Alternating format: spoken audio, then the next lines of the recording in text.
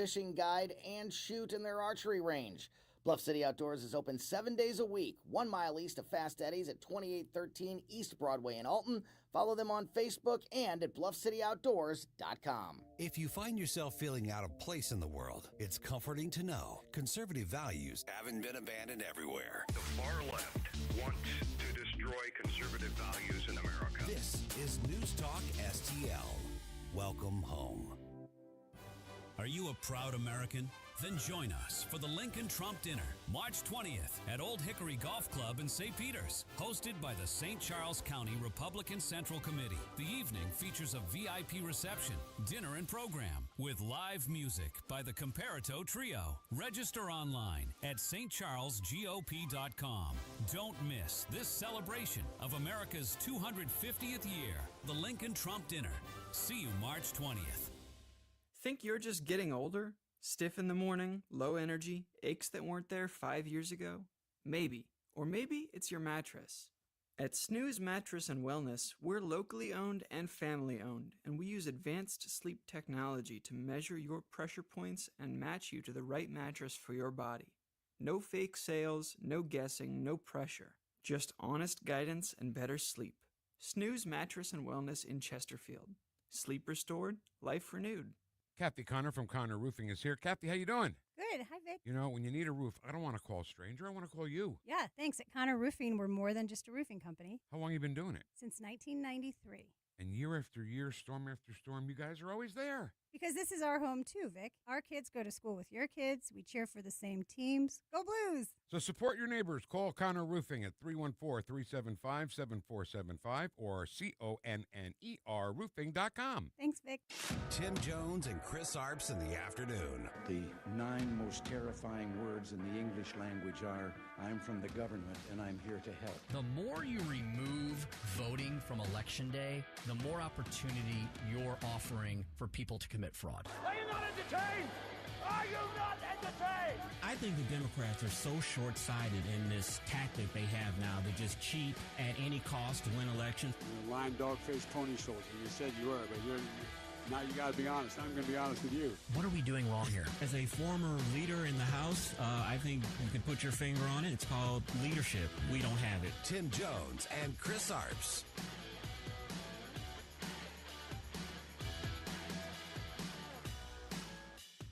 Ranking Member Garcia asked President Clinton, quote, should President Trump be called to answer questions from this committee?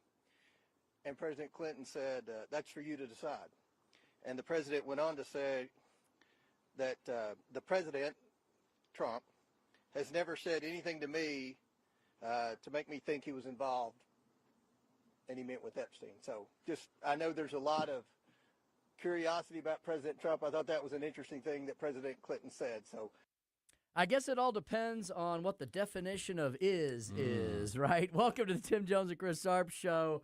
Lots of intrigue regarding the depositions, the closed-door depositions of the Clintons regarding their involvement or lack thereof, regarding Jeffrey Epstein, the late Jeffrey Epstein, and the Epstein files. We'll be covering that and so much more this afternoon on a fantastic Friday here in the Heartland.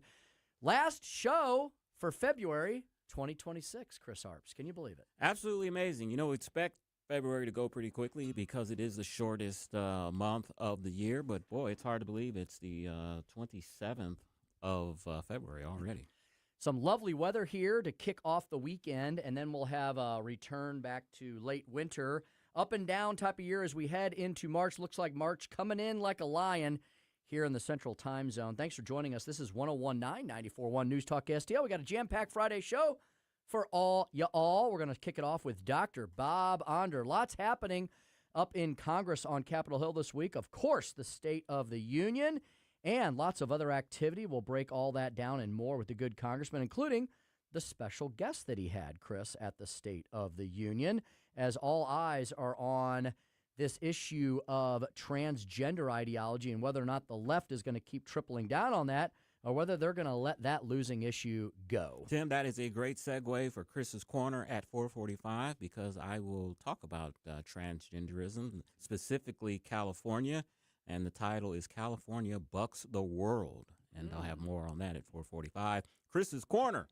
In fact, that is also a great segue into the Speaker's Stump Speech, which is going to be titled today, Stop the Stupid. So kind of a theme we have developing here, and I'm going to talk about the things that, once again, kind of wrap up the State of the Union and this week before we move on to the next week and talk about everything that Americans are concerned about, the issues that they're going to be looking at, and versus the ones we hear from the far left up on Capitol Hill. Patrick Tuohey, rounding out our guests for the week, will be joining us around 5:25, and we'll be discussing Senator Adam Schnelting's proposal to create an investment fund to get this long-term eliminate not just the income tax, Chris, but all taxes in the state of Missouri. Very interesting proposal. The first that I have heard of that, and we'll be looking forward to getting more information on that from Patrick Tuohey.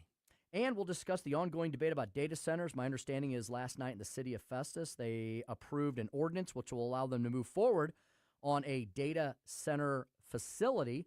And from what I've been told and what I've heard and what I've seen, there was quite a bit of quite a difference of opinion, and there was a lot of people in favor of data centers at the meeting last night in the city of Festus, and quite a few people opposed. Yeah, I saw the reports last night on the local news, and they had interviews of people that were in favor and those that opposed. A lot of passion on the opposition side of data centers. I tell you, I think that these developers that want to put these data centers in, they need a PR representative or something, because they're getting hammered by the opposition. There's a lot of pluses and minuses with data centers. They create some jobs. The electrical grid is going to need an upgrade. It's going to need more electricity because data centers, of course, are the future. And so, Tim, this is an issue that is not going to be going away anytime soon.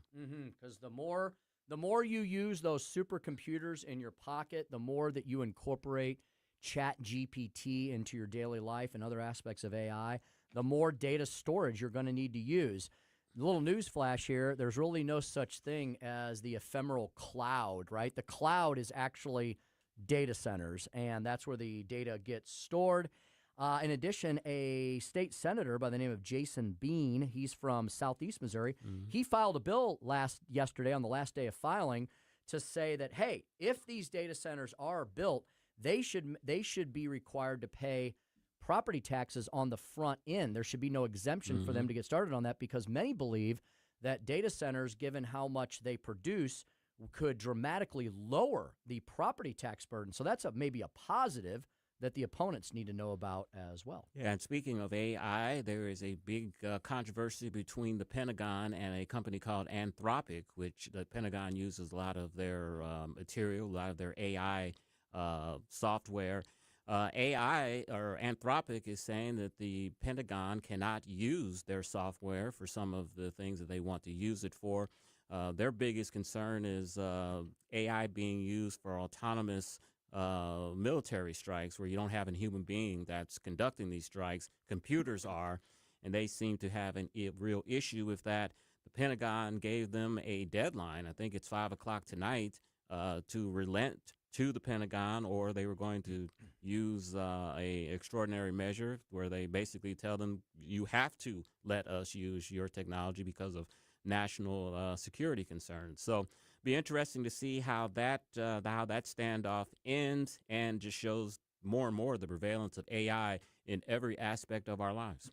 What you were just describing, as you were describing that, the two words that immediately jumped into my brain were Skynet and Terminator, because that sounds exactly like what happened in that futuristic sci-fi classic. I think there was 7 or 8 Terminator movies. That's exactly what happened. The machines became sentient, and then they became autonomous, and then they took over the world, basically. And one thing that's very interesting about this standoff is a lot of these AI companies that have been doing business with the government, when these type of ethical concerns have come up, they've said, hey, we're just providing the technology. It's really none of our business what you do with it.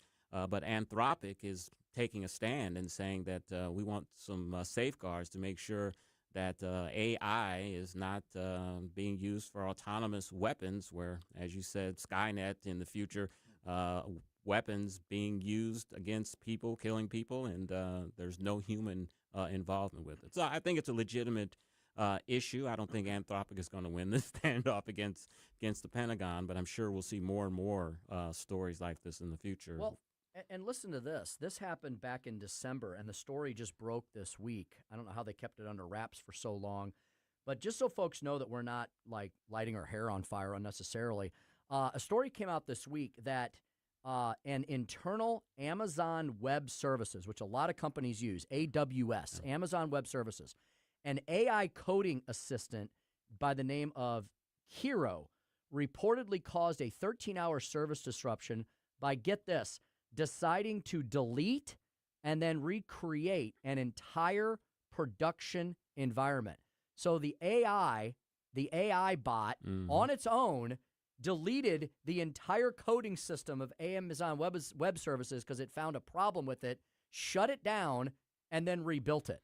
That's concerning. Yeah, that's AI assistants, they are calling them. And a lot of people are afraid that, a lot of people are using AI assistants to take over the work of human beings. They can do tasks much faster than a human being can do them. They can do many, many tasks simultaneously.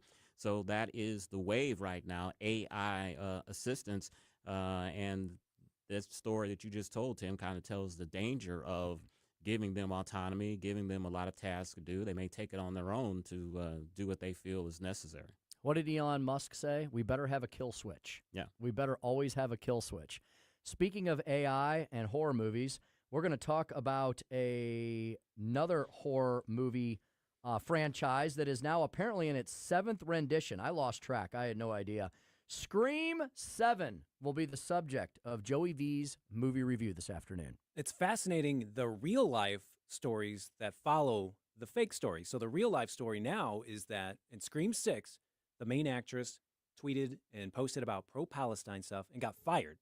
And then the other actress, she quit, and then the director quit as well. And they had to retool this whole movie. And then at the Hollywood premiere, there were pro-Palestine protesters. Really? So it's fascinating to see how these movies pivot based on what's going on in the real life as well. Yeah, and director Spike Lee caused some controversy this week. I forgot what event it was, but he wore a pro-Palestinian suit that was made up of the Palestinian flag. So I guess he's showing where his support is between Israel and the Palestinians. Joey, just shut up and direct, shut up and act. Shut up and sing. Shut up and sing, shut up and dribble. Mm-hmm. Indeed. Joey, when we get into these horror franchises like Halloween and Friday the 13th and Scream, and they're on their 4th, 5th, 6th, 7th movie, do you look forward to those? Do you think there's something new they can do, or do you just go through the motions because you have a job to do and you're going to provide a review of that individual flick? The Scream franchise is different because they comment on themselves at the same time. It gets very meta. So even if you don't like the movies, you end up wondering, what are they going to say about themselves? Okay. Yeah. I'm glad you brought that up because when I was reading some of the reviews on the movie, that was one of the criticisms from fans of the franchise is that it wasn't as meta as all of the other films. And I had no idea what they were talking about. So I'm sure you'll get more into that at 5:45. What is meta and concern in what it means with the Scream franchise? Meanwhile, Chris, and I'm not wishing anything on any of us, but the reason we have Senator Jim Talent on Monday afternoons is often because big things happen over the weekend. And I'll bring this up because it's breaking news as we head into yet another weekend. Secretary of State Marco Rubio has messaged to all Americans who happen to be in and around Iran to leave the region immediately. And the state of Israel has told its citizens to prepare to batten down the hatches. What do you think, Chris? Do you think we're going to be talking to Senator Jim Talent on Monday about Donald Trump engaging in additional strikes against Iran over the weekend, or is this maybe a false flag? It's a big possibility. As you said, the U.S. Embassy announced that authorized non-essential staff to consider leaving Israel while flights are available. I kind of know how that is from personal experience. And they've also warned the embassy staff to refrain from going to parts of the country like Old Jerusalem. So could be. Who knows? You know, the one thing that I said this week about President Trump, one of his greatest strengths is his unpredictability. and we could see a strike this weekend. We may not. Yeah, we don't know if this is signaling or if it's just preparations, but whatever happens over the weekend, we will be covering it and analyzing it with Senator Jim Talent on Monday. So keep an eye on the news wires over the weekend and listen to News Talk STL throughout the weekend, because we always have the ability to break into our weekend programming with breaking news updates as well. Great weekend programming here on News Talk STL. Our entire weekend lineup is at newstalkstl.com. You can find that on the app as well. Download that to your phone. Your phone becomes your radio. Yeah, there we go. Lots to get to this afternoon. When we come back, we're going to speak to Congressman Dr. Bob Onder. I know you have quite a few questions about the State of the Union, Chris, and lots more. Definitely. With the good doctor, Congressman from Missouri's third. Oh, I know what I was going to say about him. He is going to be filing for his second term. Can you believe we're through the first term of Congressman Onder already? Amazing. 2 years goes by very quickly. It does. Congressman Dr. Bob Onder refiling for his second term and updating us on his front row seat at the State of the Union. All that and more when Chris and I return on a fantastic Friday show here on 101.9, 94.1. This is News Talk STL. Follow us on Rumble at News Talk STL.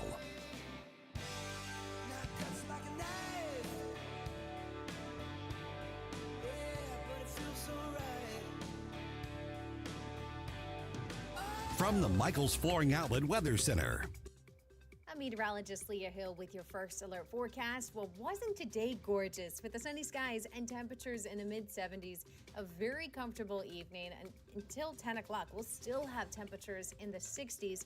A low tonight of 40 degrees. And tomorrow there's a cold front to the south and temperatures will be a little bit cooler in the mid-60s. An isolated chance of a spot shower. And then keep an eye on Sunday. Still can't rule out some wintry mix, but our temperatures are above freezing, so impacts are limited. With your first alert forecast, I'm meteorologist Leah Hill. Hey everybody, it's your buddy Todd from The Right Mind Show. And here's my celebrity friend, Larry Hankin from Seinfeld and Breaking Bad.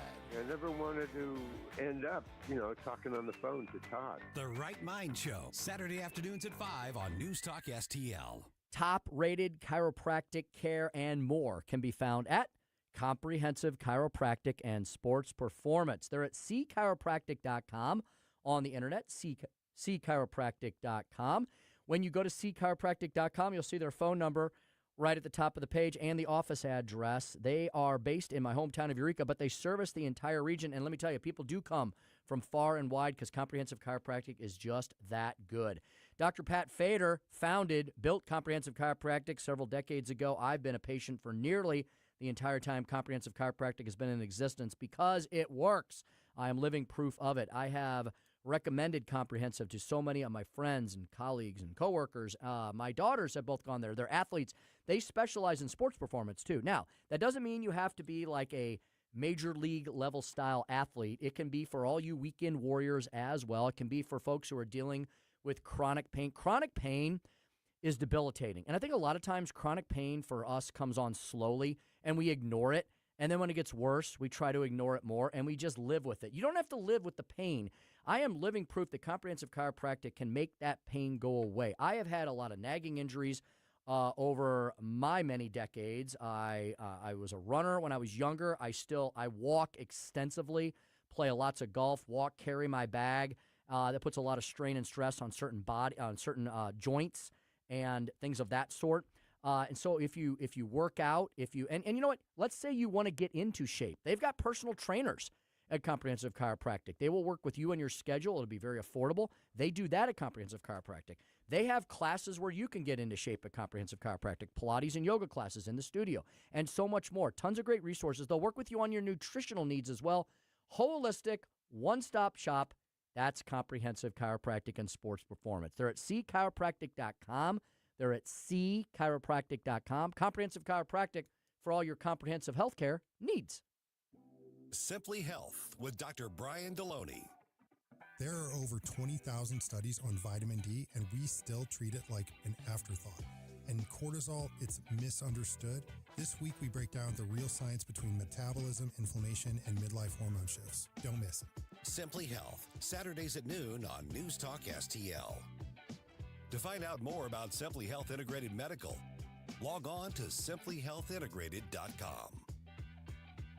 Rhino Shield is engineered to outlast paint, formulated to outsmart the elements. Rain or shine, sleet or snow, mold or mildew. Our home exterior coatings intelligently designed to stand up to Mother Nature. Call 877-25-RHINO or 877-25rhino.com. This hour of Jones and Arps is brought to you by Stiefel. Contact your Stiefel financial advisor at stiefel.com. That's STIFEL.com. Baby, I'll try to love again, but I know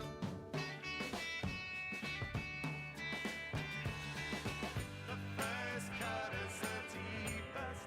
Baby, I know the first cut is the deepest. You're listening to Tim Jones and Chris Arps.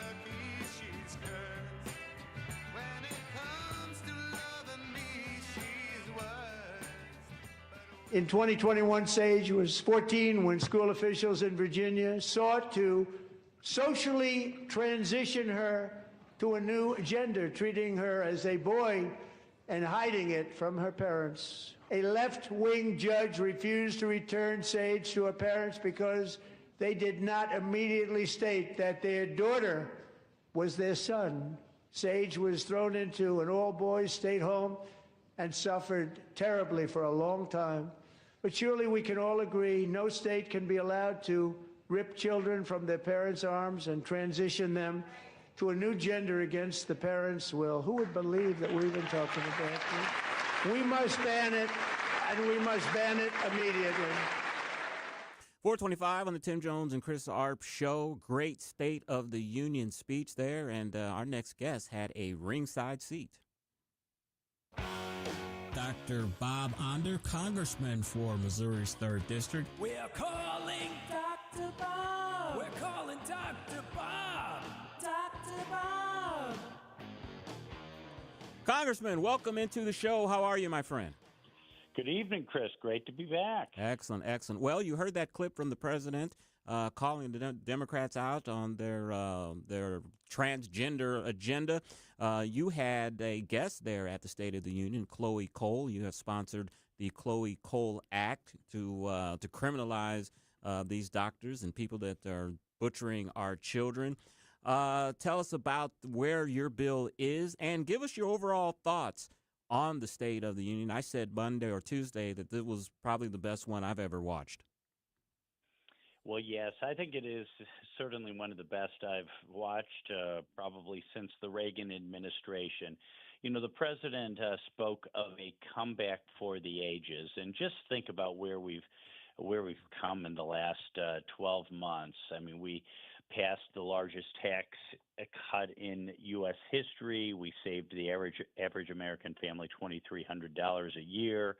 We cut taxes on tip, overtime, Social Security.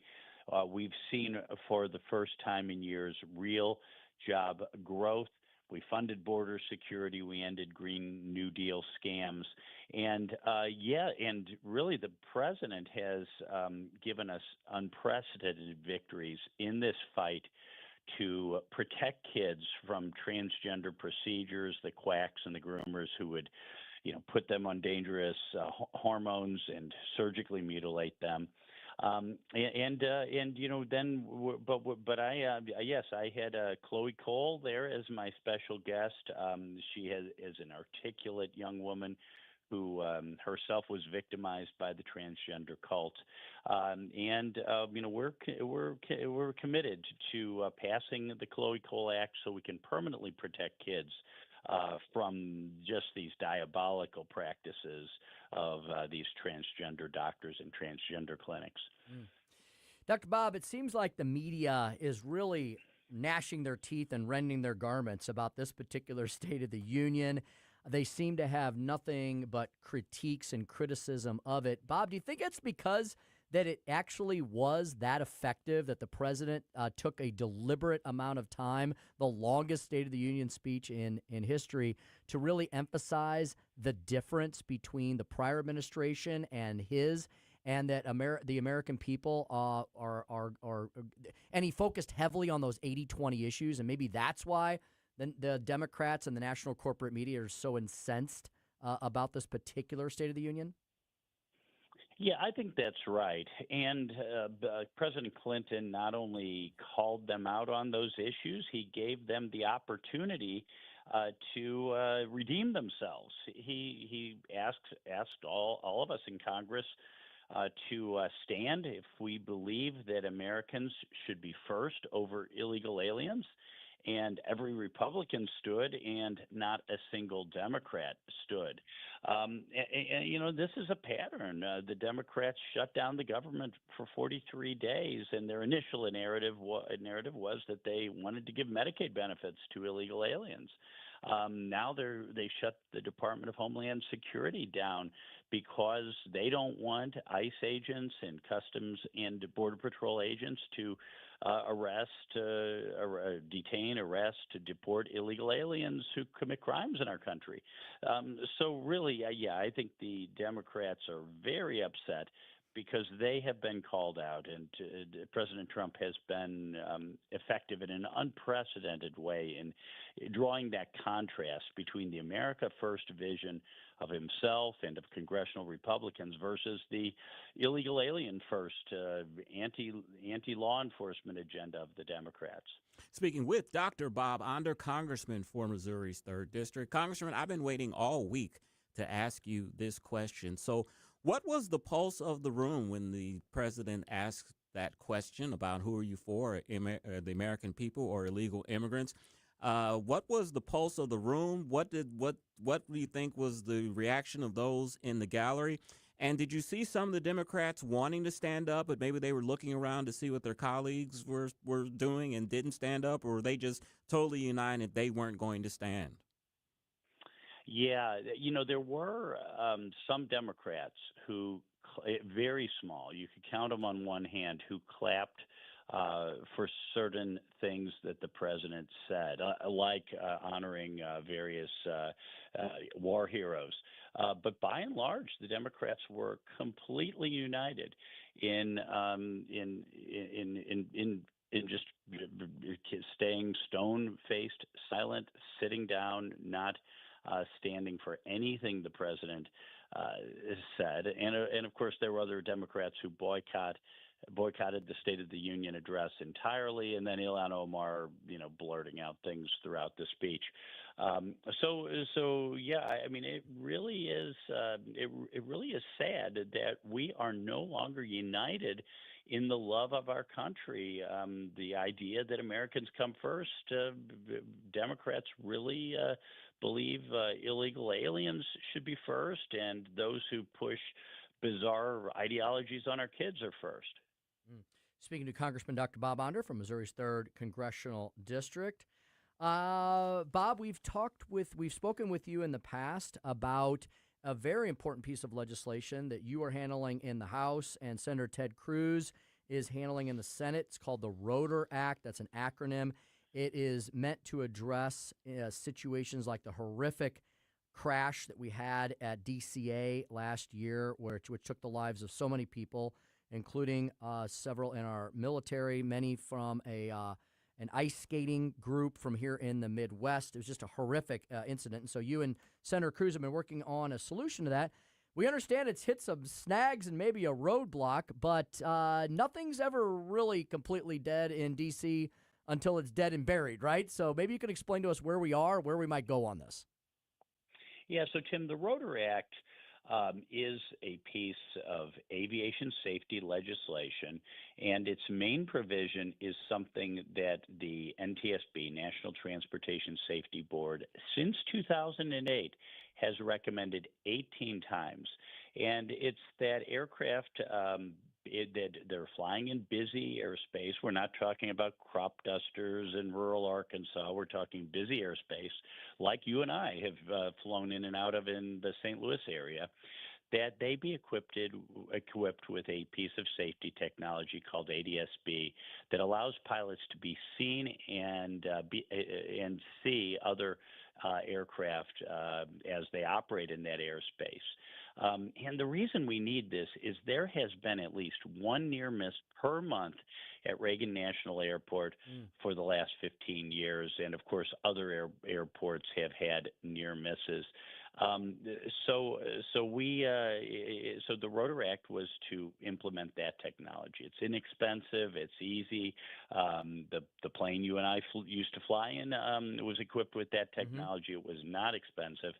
But unfortunately, and that bill, the Rotor Act, passed the Senate unanimously back in November. But unfortunately, there were certain Republicans who were opposed to it, and they rallied the troops. And to pass the rotor by what we call suspension, it would have taken a 2/3 vote. We fell one vote short of that 2/3 margin. So it'll be back.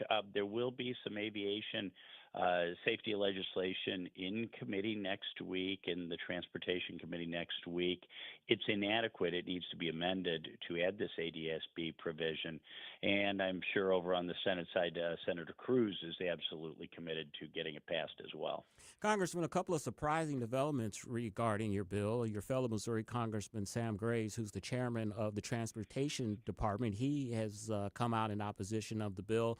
And the Pentagon, who originally supported the bill, they've come out in opposition as well. I was also reading that maybe the reason that Sam Graves and some Republicans weren't in favor is they wanted the bill, since Senator Cruz was the main sponsor of this, that the House wants to amend it and make it more of a House bill than a Senate bill. Your thoughts on that? Yeah, unfortunately, and we saw this back in Missouri too. Sometimes there's pride of ownership that House members want a House bill and the Senate members want a Senate bill. I've always felt that I don't care as long as we do good policy.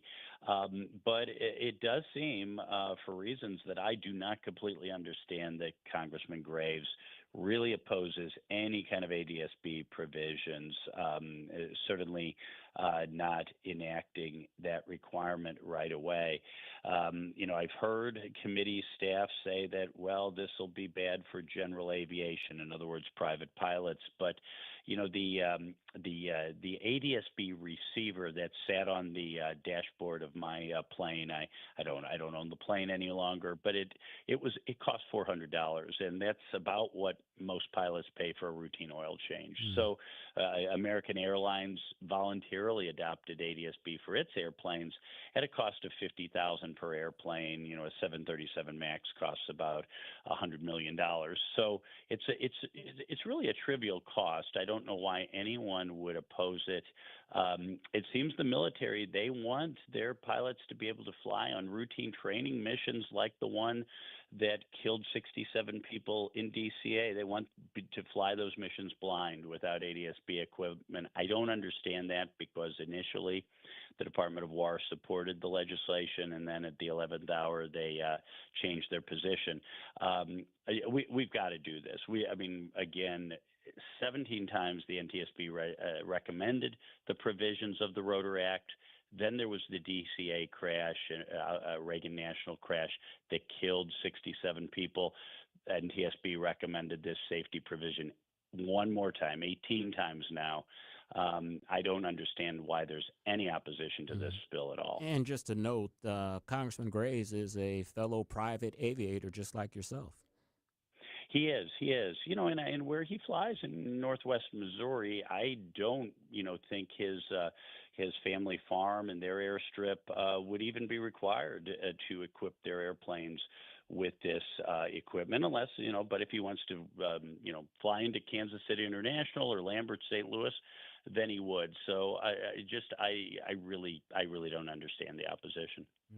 Congressman, Secretary of State Marco Rubio has issued a warning this afternoon urging Americans in and around Iran to leave immediately. Maybe they should have gotten out a few weeks ago, because the tensions have been ramping up for a while. Without disclosing anything that maybe you can't disclose, your thoughts on the increased pressure and tension in that region right now as Donald Trump continues to search for a diplomatic solution, but doesn't seem to be afraid to be flexing American military might in the meantime. Yeah, I think there's no question that President Trump has not ruled out a military solution. He very much would like to see a diplomatic solution. I do not have any, confidential or classified information Other than to say that President Trump would like to see the Iranians completely dismantle their military nuclear program. Now, we're fine with the Iranians having nuclear energy, for instance. They don't need it because they're sitting on so much oil and so much natural gas. They don't need it to power people's homes. But yes, it is time that Iran dismantled their nuclear program. They seem hell bent on getting a nuclear weapon. And unlike the Cold War, where we faced down the former Soviet Union and nukes were not used, I think we really fear the Ayatollahs would use a nuclear weapon against the United States or against our allies, and that's just unacceptable. So yes, I support President Trump, and again, I hope it doesn't come to a need for nuclear action, but we might be headed that military action, but I fear we might be headed that way.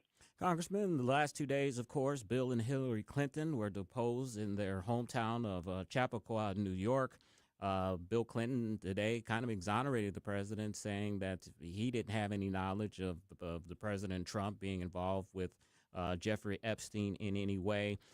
Democrats are now saying that because Bill Clinton has been forced to testify, that they're going to enact what they're calling the Clinton rule if they take over Congress next year, and they're going to try to force President Trump to be deposed on the Epstein files as well. Your thoughts on that? Yes, the Democrats have been all over the place on the Epstein files. Of course, you didn't hear a peep out of the Democrats during the 4 years that the Biden administration had control of the files. President Trump now has, the Trump administration has now released the files. Then when Chairman Comer of the House Oversight Committee turned his attention to the Clintons, appropriately so, since Clinton flew on the Lolita Express 27 times and Jeffrey Epstein visited the White House 17 times, the Democrats have been much less vocal about the Epstein files. But again, I think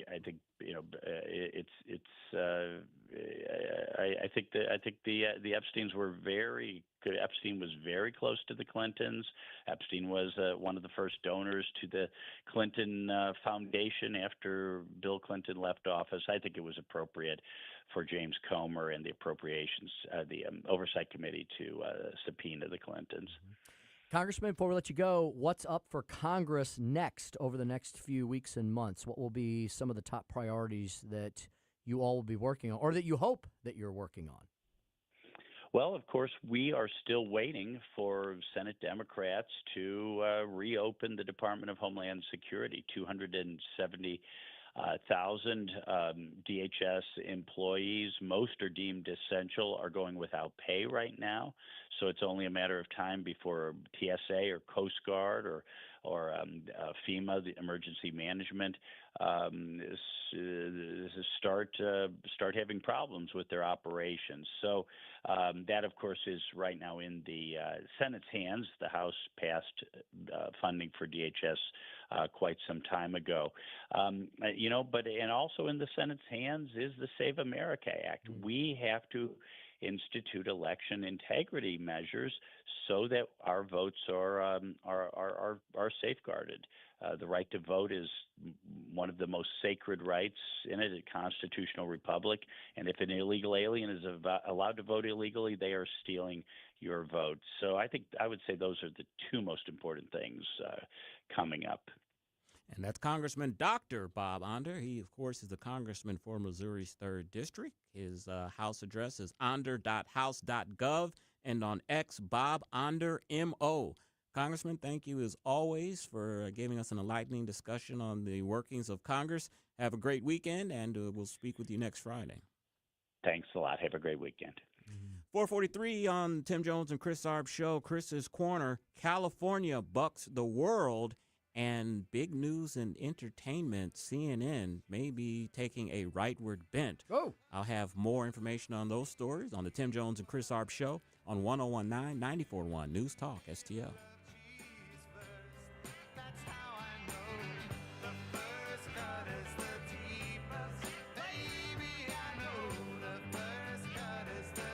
Follow Chris Arps on Twitter at Chris_Arps.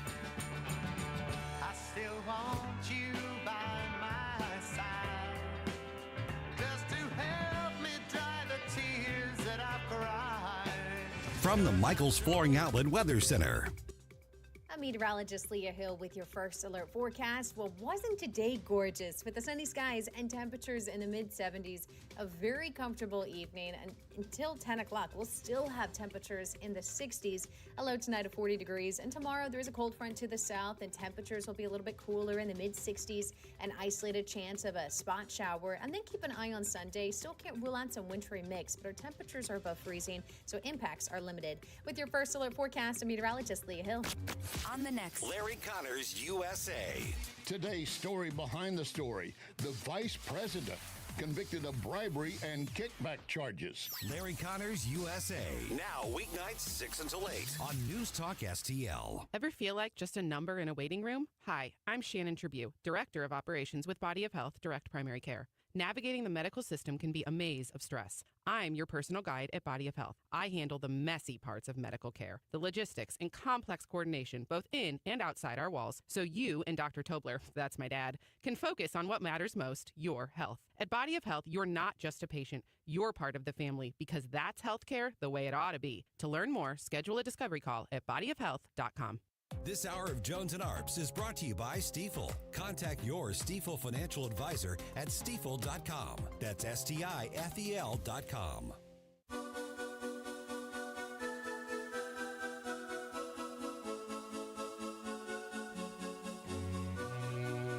You're listening to Tim Jones and Chris Arps.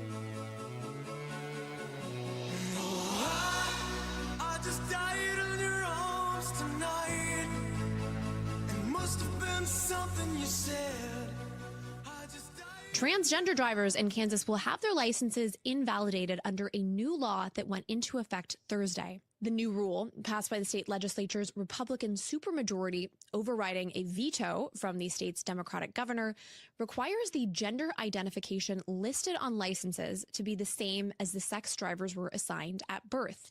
About 1,700 drivers were mailed a notice to change their gender and were told there was no grace period to do so. 446 on the Tim Jones and Chris Arp Show, and Tim's sanity seems to be creeping back into the world. Kansas, they're doing a common sense thing that your driver's license should reflect your sex that you were born with.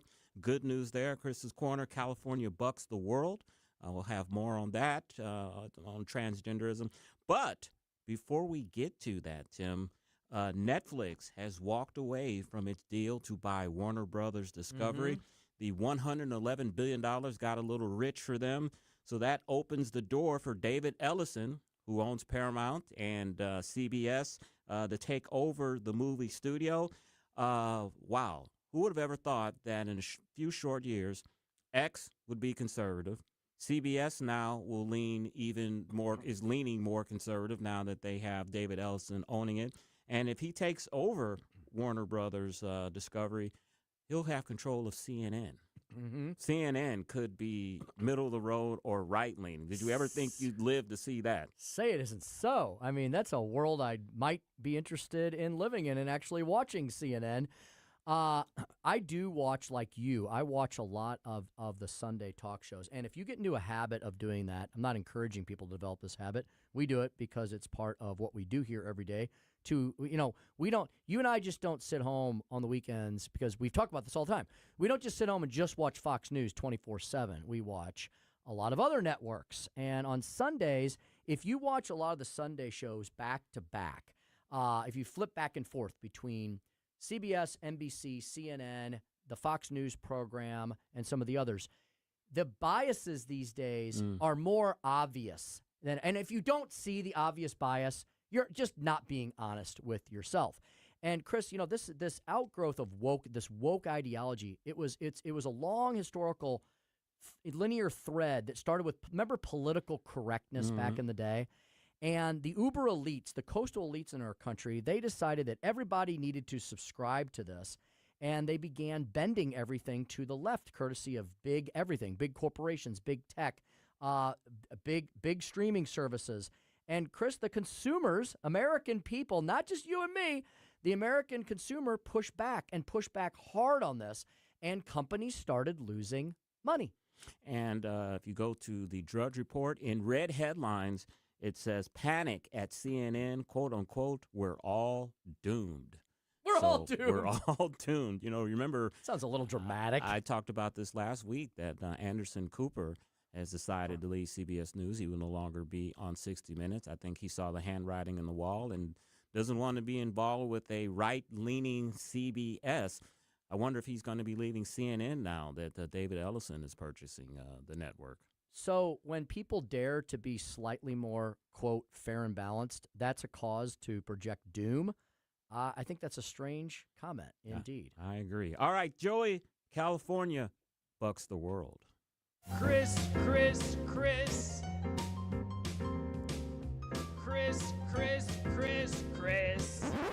And if you don't know, now you know.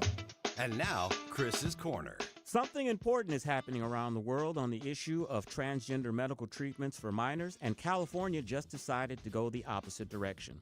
Across Europe and the United States, institutions that once rushed headlong into so-called gender-affirming care for children are now slamming the brakes, not because of politics, because of data, or more accurately, the lack of it. This week, the United Kingdom announced it will force gender clinics to release outcome data on nearly 9,000 children treated with puberty blockers at the now shuttered Tavistock Gender Identity Clinic. Tavistock was closed in 2023 after investigators concluded it was unsafe for children. Even more telling, a planned clinical trial of puberty blockers at King's College London was paused amid concerns that researchers shouldn't experiment on new children until the long-term physical and mental outcomes of previous children are known. The concern, possible long-term biological harm. This isn't fringe skepticism. Earlier this month, the American Society of Plastic Surgeons issued a new guidance warning physicians against performing gender transition surgeries on minors. Their conclusion was blunt. There is sufficient evidence that irreversible surgeries provide long-term benefits for adolescents. Their recommendation, delay breast, genital, and facial surgeries until patients are at least 19 years old. They also acknowledge, quote, substantial uncertainty, unquote, around puberty blockers and cross-sex hormones. Hospitals are responding. Vanderbilt University Medical Center has canceled all scheduled gender-affirming surgeries. New York's Long Gone Health just ended medical treatment for transgender youth, citing the current regulatory environment. Even HHS moved in late 2025 to bar hospitals from performing sex-rejecting procedures on children due to irreversible harm. Which brings us to California. After Rady Children's Hospital in San Diego halted puberty blockers and hormone treatments for minors, in part to protect its federal Medicare and Medicaid funding, California's Attorney General sued, and a state judge sided with the state, ordering the hospital to resume treatments. The judge said, quote, right at this moment, I see kids at risk suffering relative degrees of harm. That statement perfectly captures the divide. Around the world, policymakers and medical institutions are asking a basic, responsible question. What are the long-term consequences of these interventions? California, meanwhile, is asking a different one. Why did you stop? This isn't about denying compassion. It's about recognizing that medical caution is not bigotry and that protecting children sometimes means saying not yet, not never. When the UK is reopening data, when surgeons are stepping back, when hospitals are shutting programs down, California isn't leading, it's isolating itself.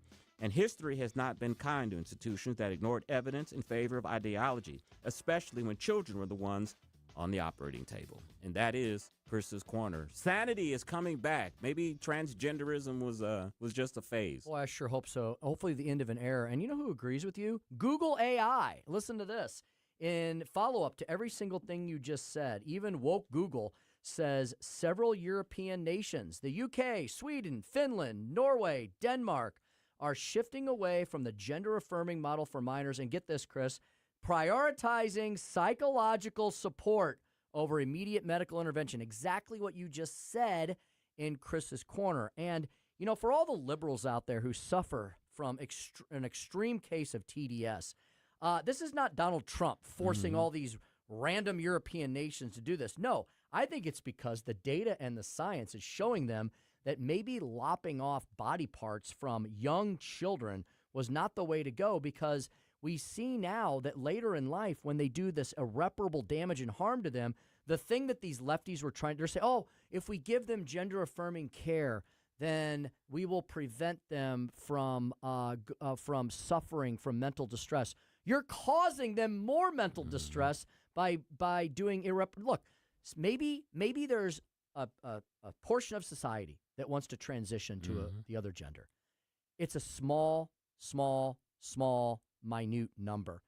And that's proven because we have a multitude of detransitioners who are now getting some of the best plaintiffs' attorneys in the land to file multi-million-dollar lawsuits against people that did irreparable damage to them before they reached the age of majority. And that's where I was going to next. I'm hoping that the world is getting more sane and seeing that these surgeries are barbaric, are basically the mutilation of children. But I think you hit the nail right on the head there, and you've said it in the past.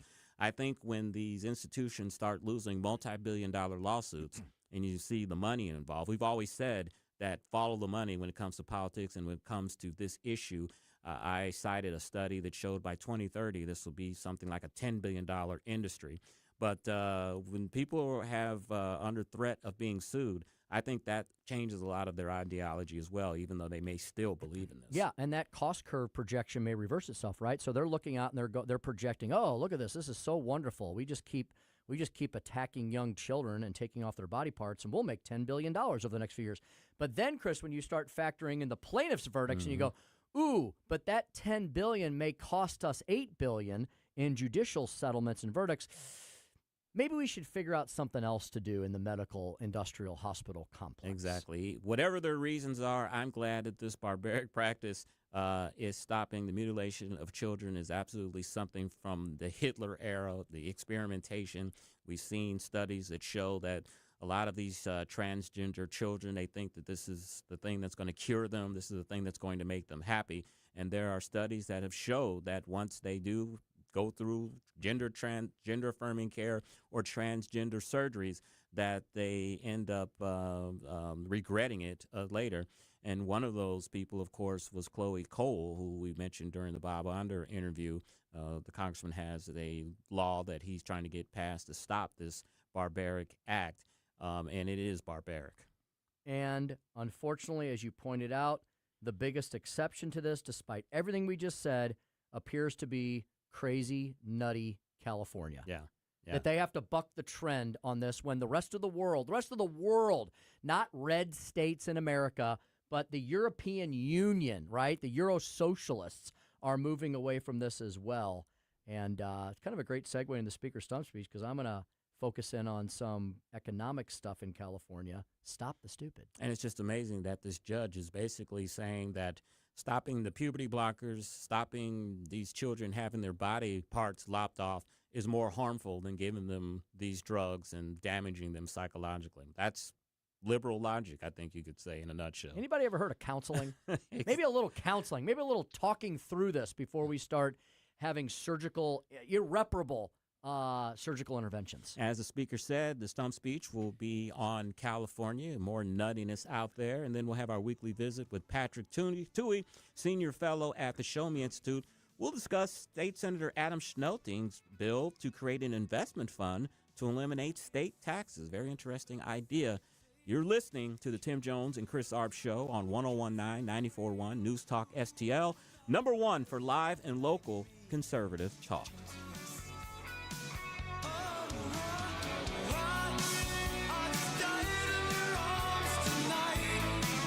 Portfolio prepared for the biggest risks facing investors today? Hi, it's Tim Jones. High inflation and a rapidly changing economy may impact your investments. If you haven't made appropriate changes, your portfolio may not be positioned to address some of the biggest risks in today's economy. That means it's time to request your free portfolio review from the ClearPath Wealth Management Group at Stifel. You can hear their latest views on the markets and investing during On the Money, hosted by Stifel financial advisors Bob Stockdale and Eric Robert, every Saturday morning at 9 a.m. on News Talk STL 101.9. They can help you get organized, guide you through critical retirement decisions, and create a portfolio designed around your needs. To schedule your free portfolio review, go to clearpathinvesting.com. That's clearpathinvesting.com, or call 636-695-2650. That's clearpathinvesting.com. 636-695-2650. Stiefel Nicholas and Company Incorporated, member SIPC and NYSE. I've got Dr. Michael Lewis here, West Point graduate, physician, and retired Army colonel. Is considered the world's leading expert on the use of omega-3s for traumatic brain injury and concussions. Stuart Tomp brings over 30 years of experience in the supplement industry, brought $1 billion of products to the market, and has appeared in over 6,000 media interviews worldwide, and travels internationally and teaches on health. Stuart Tomk here, and I've come across the biggest breakthrough in personalized nutrition I've seen in 25 years. Dr. Lewis here. You know, for the first time, we can measure cellular and gut health. So you can start testing and stop guessing and make decisions based on real data. I'm working with world-class scientists and physicians, and what they're doing is changing everything. You can message me at elizabeth@statmedicalllc.com. That is Elizabeth at statmedicalllc.com. KLGY HD3 Clayton, K270BW Bellefonte, KNBS Bowling Green. This is News Talk STL at 1019, 94.1, and always streaming at newstalkstl.com. News this hour from Town Hall. I'm Keith Peters in Washington. As nuclear arms talks with the regime in Iran appear to be making little progress, officials in the Trump administration and in Congress are warning Tehran not to test the resolve of America's military. On the Salem News program this week on Capitol Hill with Tony Perkins, House Speaker Mike Johnson says time is running out in that very volatile part of the Middle East. Well, this will be a fateful week ahead, and the last couple of days for Iran to come to its senses and make an agreement that makes sense. Otherwise, I think Israel is inclined to move and do something militarily, and that probably in some measure involves the U.S. inevitably. We'll see what happens, Tony. People need to be in prayer that we can get that resolved. We need this regime to be changed, but we don't want to put boots on the ground to do it. We'll see what happens. It's going to be an interesting week. Speaker Johnson's full interview will be heard when This Week on Capitol Hill is broadcast beginning at 10 a.m. Eastern Time on the Salem News Channel. Former President Bill Clinton told U.S. House lawmakers that he did nothing wrong in his relationship with Jeffrey Epstein. White House correspondent Greg Clugston reports. Clinton told members of Congress he saw no signs of Epstein's sexual abuse, and by the time the abuse came to light with a 2008 guilty plea, he had long stopped associating with Epstein. The closed-door deposition in Chappaqua, New York, marks the first time a former president has been compelled to testify to Congress. On Thursday, Hillary Clinton gave her own testimony, telling the House Oversight Committee that she did not encounter Epstein and had no idea about his criminal activities. Greg Clugston, Washington. It was a rough day on Wall Street with the Dow down by 521 points. The Nasdaq plunged 210. With the S&P 500 lower by 30 points. More on these stories at townhall.com. If you're like most Americans nearing retirement with money in a 401k or IRA, then listen carefully. The U.S. dollar is under pressure. Foreign nations are reducing reliance on the dollar, and some analysts are openly warning about the long-term stability of U.S. currency dominance. Whether you call it currency debasement or the collapse of the dollar, the risk is real. And when confidence in the U.S. dollar shifts, gold and silver historically respond. Call Advantage Gold at 800-900-8000 to get your free gold investment kit. You'll also receive a free copy of Ken Rogoff's book, Our Dollar, Your Problem. Most American retirement accounts are dramatically underallocated to precious metals, even as central banks continue buying gold at record levels. Many Americans are rolling over a portion of their retirement savings into physical gold and silver, tax and penalty-free with Advantage Gold. Call Advantage Gold now at 800-900-8000. Results vary. Consult your financial advisor before investing. Call 800-900-8000. That's 800-900-8000. From the Michaels Flooring Outlet Weather Center. I'm meteorologist Leah Hill with your first alert forecast. Well, wasn't today gorgeous with the sunny skies and temperatures in the mid-70s? A very comfortable evening, and until 10 o'clock, we'll still have temperatures in the 60s. A low tonight of 40 degrees, and tomorrow there's a cold front to the south, and temperatures will be a little bit cooler in the mid-60s. An isolated chance of a spot shower, and then keep an eye on Sunday. Still can't rule out some wintry mix, but our temperatures are above freezing, so impacts are limited. With your first alert forecast, I'm meteorologist Leah Hill. This hour hour of News Talk STL is brought to you by Stifel, serving investors for over 130 years. Contact your Stifel financial advisor at stifel.com. That's STIFEL.com. When it comes to heating, cooling, and refrigeration, trust the family that's been keeping St. Peter's comfortable since 1974. Hey, it's Susie Moore, and D.L. Pranger HVAC is small enough to care, experienced enough to deliver. Got a competitor's bid? They'll beat it by 20%, guarantee. From home HVAC to commercial refrigeration, beer caves to restaurant coolers, D.L. Pranger does it all. Licensed, insured, and 100% customer satisfaction guaranteed. Call 314-640-9617 or find them on Facebook. That's 314-640-9617. Hi, this is St. Louis County Councilman Mark Harder reminding you to check out my new show this weekend. The St. Louis County Insider with Councilman Mark Harder. That's me. Every Sunday evening at 5, we will explore with you behind-the-scenes stories and information that you won't hear anywhere else. Plus, we talk to decision makers and influencers that have impact on what's going on in St. Louis County and beyond. The St. Louis County Insider with Councilman Mark Harder. I'll talk to you Sunday night at 5, only on News Talk STL. The news and talk. You're going to defund TSA. You're going to defund Secret Service. That matters to St. Louis. What they're doing is putting politics ahead of the safety and security of this nation. This is 1019 and 94.1 News Talk STL.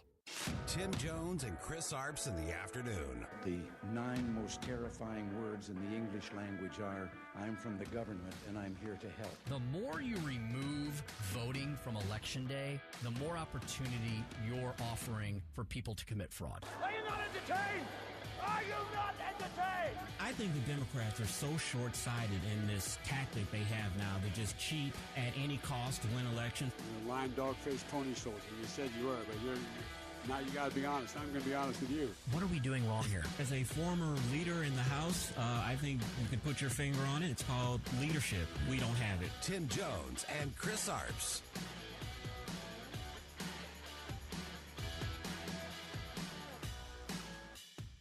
I traveled down to Washington, D.C. to meet with President Trump in the Oval Office. I proposed working together to build more than 12,000 new homes in our city, which will be the single largest housing development New York City has seen since 1973. The president was interested in the idea, and I look forward to the ensuing conversations about how to build more housing in a city that doesn't have enough of it.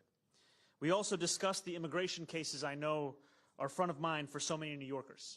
I shared my concern with the president about ICE's detention of Columbia student Elmina Agayeva yesterday morning, that shortly after our meeting, the president called me to inform me that Elmina would be imminently released. And indeed, she was. I don't know what to make of this ongoing Mondami Trump love fest that occurs in the Oval Office every so often. Maybe Trump's looking forward to maybe building some more stuff in New York City after he finishes his presidential term, because he does love New York and he, made his fame and fortune there, but it seems to be rather odd, this relationship. And I think it goes back to what I talked about at the beginning of the show. Trump is very unpredictable, and that puts his enemies on a footing where they don't know what he's going to do. I think Trump's just playing politics with them. And I also think that Trump understands that Mondami's policies will never work in New York City. So when he does crash and burn, the president can say, well, I tried to be supportive. I wasn't the one that drove him over the brink, and I tried to be supportive. But we all knew his policies didn't work, and now we see that they don't work. Look, I think building 1,000 new homes in New York City is a good thing if they can pull that off. But it doesn't really address the real concern of why there's a housing shortage, and it's because they have rent controls there in New York City. That's the real reason why there is a lack of housing in New York City and why it's so expensive. We say this about the city of St. Louis all the time. The left always wants to divert, right? They never want to discuss things that they completely and totally control that aren't working well.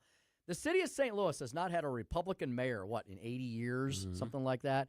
I don't know that there's been a Republican member of the Board of Aldermen in City of St. Louis. One. There was one, but he wasn't really a Democrat. I met with him when I worked for Senator Talent, and the only reason why he chose to be a Republican, it was kind of like a flip of the coin type of thing, and so he's like, yeah, I'll be a Republican, but he wasn't a true Republican. But he left the Board of Aldermen, Tim, probably 20 years ago. Yeah, and with one, you have zero power over the overall policy of the city. So similar in New York, although New York has had a Republican mayor in our lifetime, Rudy Giuliani, and they do have. Not going to claim Bloomberg?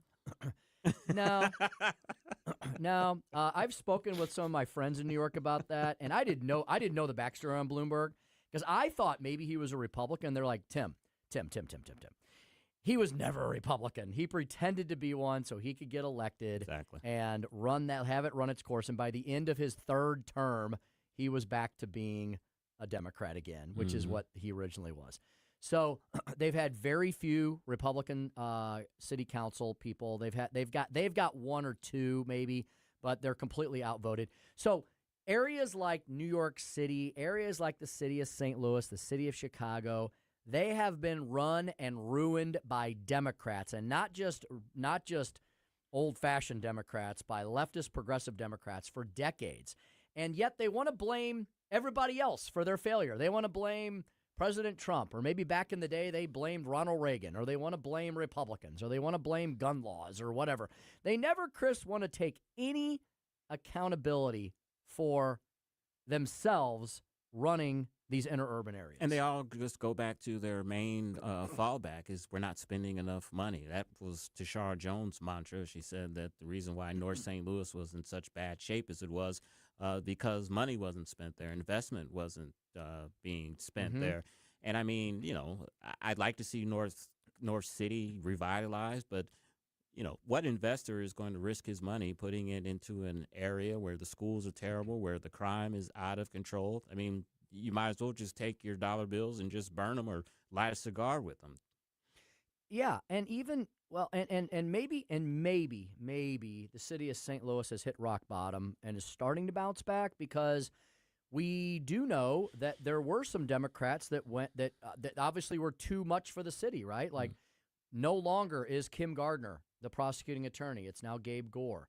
No longer is Cori Bush the congresswoman. It's now Wesley Bell.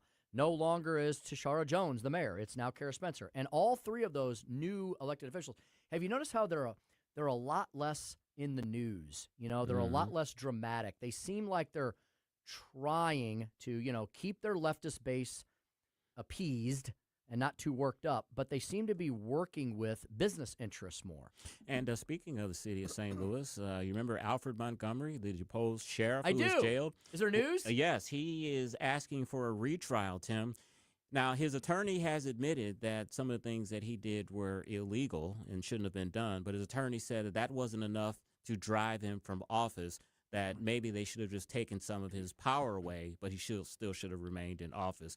Tim, as an attorney, do you think that is a good defense? Is that a good appeal? Man, so he sucked, but maybe didn't suck as much as you think. Yeah. I mean, take away some of his responsibilities and he'll be better. I mean, that's a strange argument. Yeah, his attorney said he should have been allowed to remain sheriff with restrictions on conducting criminal investigations, which the sheriff doesn't do criminal investigations as it is. All they do is just transport prisoners back and forth from the jail and serve summons. So he never had any criminal investigation power from the beginning. I think if I'm the prosecutor opposing this silly motion, I say if Alfred Montgomery had, Chris, just done his job, the limited job requirements he has, you just laid out one of the primary ones, he probably would still be in office and nobody would be talking about him. Yeah, instead of languishing in an Illinois jail. What? How the mighty have fallen. How the mighty have fallen indeed. Hey, it's Friday. We're rapidly heading towards the weekend. It's February 27th, 2026. When we come back here on Monday, we'll be in the month of March. 5:12 in the p.m. Thanks for listening to us. 1019, 9401 News Talk STL. And I brought up the fact it's Friday for another reason. It's a Friday in Lent. And so I want to just give a little PSA to what I consider the best fish fry in the land. That's my home parish of Most Sacred Heart Parish in Eureka. We've got the fried cod special tonight, and it's absolutely fantastic. I won't be there tonight. We're actually going to Phantom of the Opera tonight. Yeah, I actually kind of missed that because when that event happens, you come in smelling like fish oil. Sometimes you do clean the grill and stuff. I do. Chris, they give me a responsibility I'm capable of. I clean the fryers. Yeah. So trust me, they're missing me tonight because I'm one of the few that's willing to do that. No, I'm happy to do it. My family's been involved in the fish fries for a long time. My brother-in-law, Mark, works for one of the major food distributors here in town, and he supplies the delicious North Atlantic cod. I love cod. And so he helps run the whole operation along with my buddy Mike. I want to give a big shout out to Mike. I ran into my buddy Mike up in Jefferson City a few weeks. I didn't know he was going to be there, and he was wandering around the hallways, and he found a picture of me on the wall, and he said, "Look who I found." And I said, "Are you here? Because I'm here today." So Mike and my brother Mark, my sister helps out. My wife Suzanne does as well. But Suzanne and Abby and I, along with Suzanne's parents, we're going down to the city tonight. We're going to go.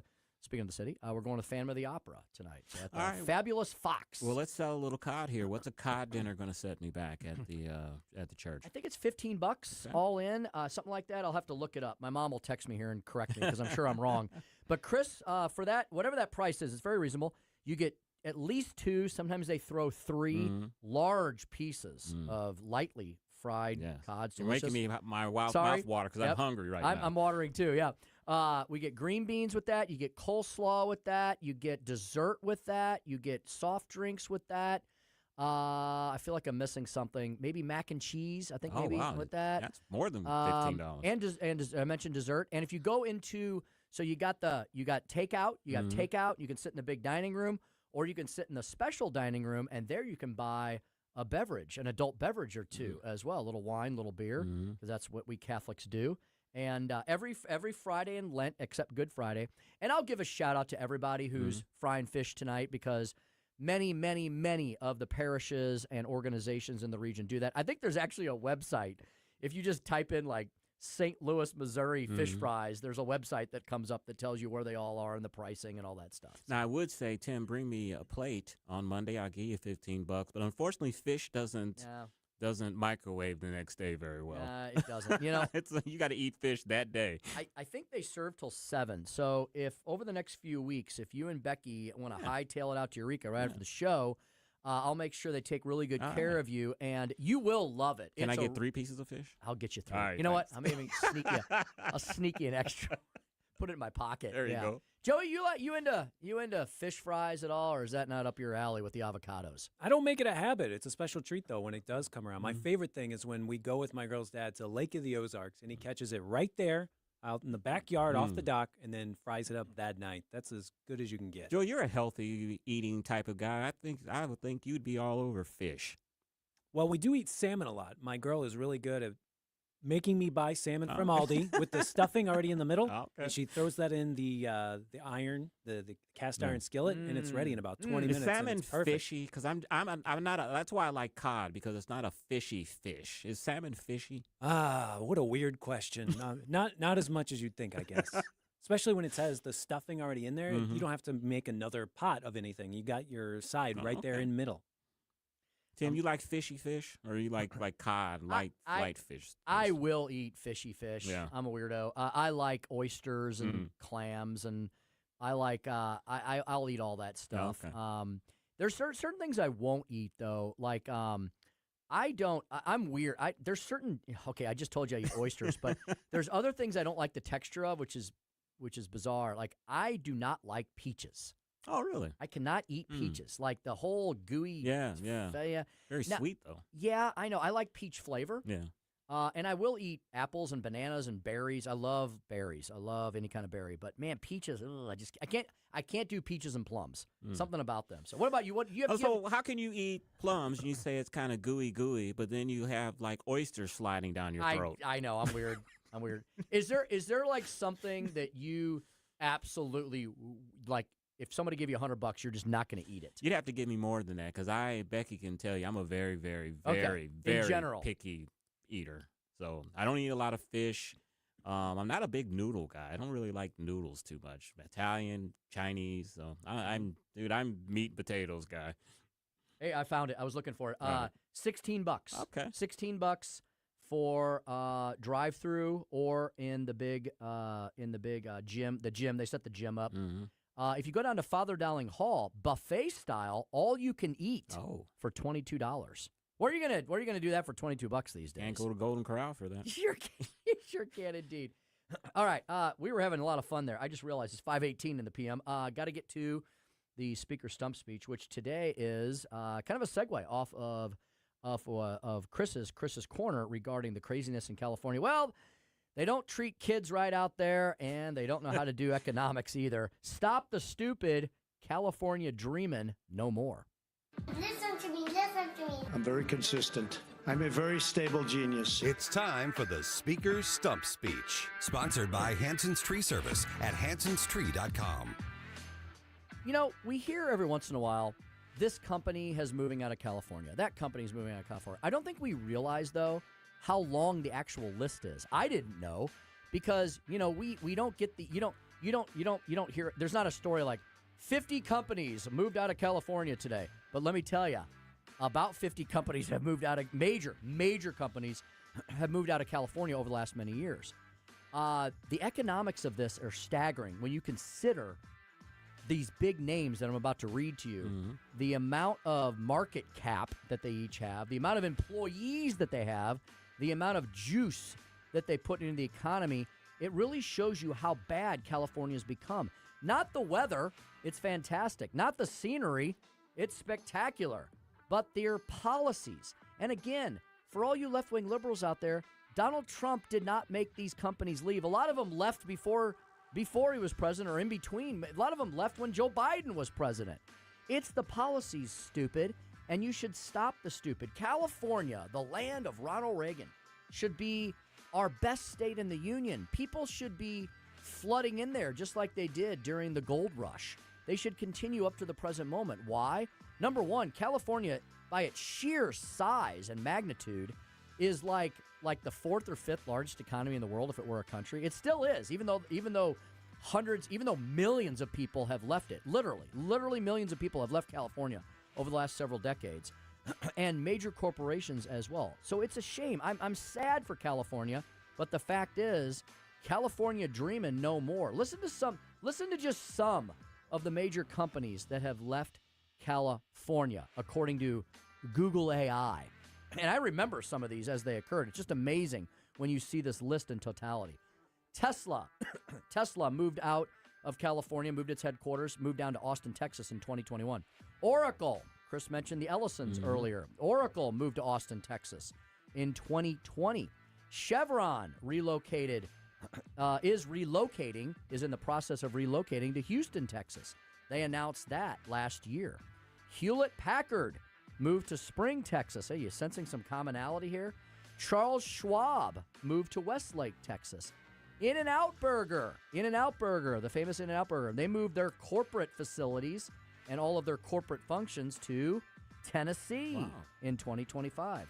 Another Elon Musk company, SpaceX, and X itself, moved to Starbase, Texas, and moved to Texas. Palantir Technologies. Oh, and I have an update on this one.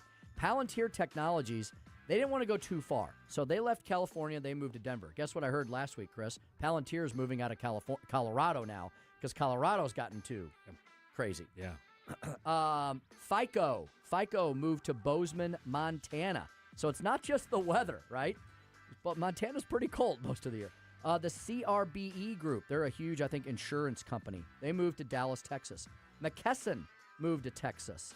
And apparently California is so bad that Neutrogena decided to move all the way over to this side of the country to New Jersey. So even New Jersey is better than California. You got to be kidding me. What are the reasons for the departure? Well, once again, according to Google AI, taxes are number one. With a personal income tax, while so many other states are going to a flat, low, single-rate tax, California's personal income tax alone, this is only their income tax, is 13.3%. That's unbelievable. Number two cited the cost of living and doing business. Number three, strict, complex, and insane restrictive regulations. Taxes, the cost of living and doing business, regulation, and of course, crime and public safety is also further down on this list.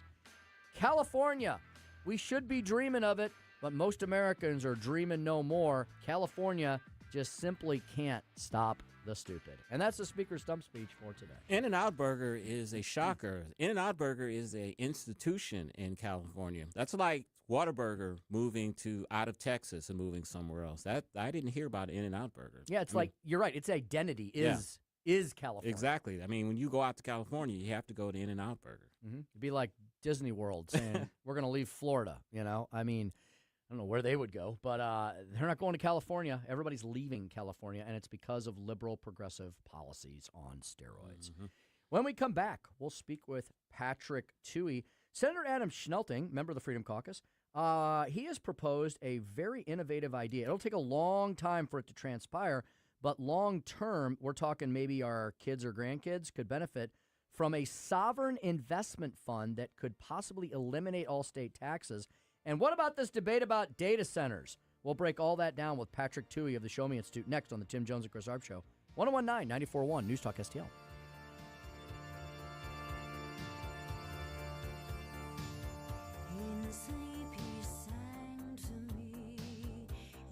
Dropping truth bombs and making you think.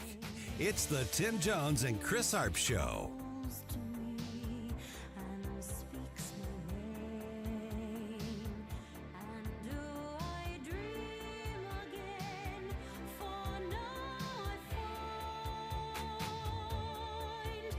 From the Michaels Flooring Outlet Weather Center. I'm meteorologist Leah Hill with your first alert forecast. Well, wasn't today gorgeous with the sunny skies and temperatures in the mid-70s? A very comfortable evening, and until 10 o'clock, we'll still have temperatures in the 60s. A low tonight of 40 degrees, and tomorrow there's a cold front to the south, and temperatures will be a little bit cooler in the mid-60s.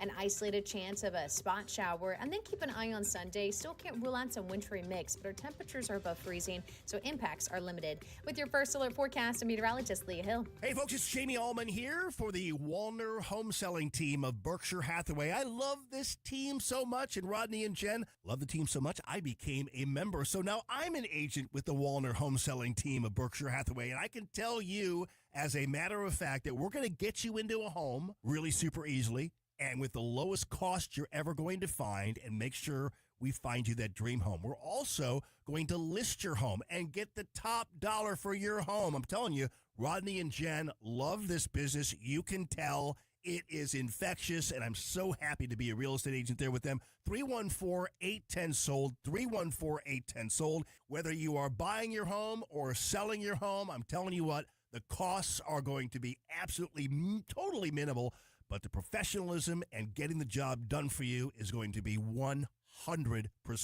The Walner home selling team of Berkshire Hathaway, 314-810-SOLD, 314-810-SOLD. Hey, it's Susie Moore. If new flooring makes you think hassle, think again, because Michaels Flooring is changing the game. For over 30 years, Michaels has been locally owned and trusted for quality, variety, and amazing service. Whether it's carpet, hardwood, laminate, luxury vinyl, or ceramic tile, their expert team makes installing new floors exciting, not stressful. That's why customers keep coming back. Visit Michaels Flooring at St. Peter's, Starting Prairie, Creve Coeur, or online at igotfloored.com. That's igotfloored.com. News Talk STL is proud to have Doug Voss of Safe Money Radio as part of our lineup each week. Doug has been a staple on the St. Louis radio airwaves for many years as one of the leading financial experts in the area. You can now hear Doug and Safe Money Radio 2 times every weekend on News Talk STL. But in case you miss anything, you can check it all out at DougVossSafeMoneyRadio.com. You could also reach Doug at 844-676-SAFE. That's 844-676-7233. Doug Voss is a registered representative. Securities offered through DHL Securities, LLLP, member FINRA and SIPC. Hey, thank you very much for taking my call. News, analysis, opinion. Yes, I just want you to know what a breath of fresh air you people are. 1019 and 94.1 News Talk STL.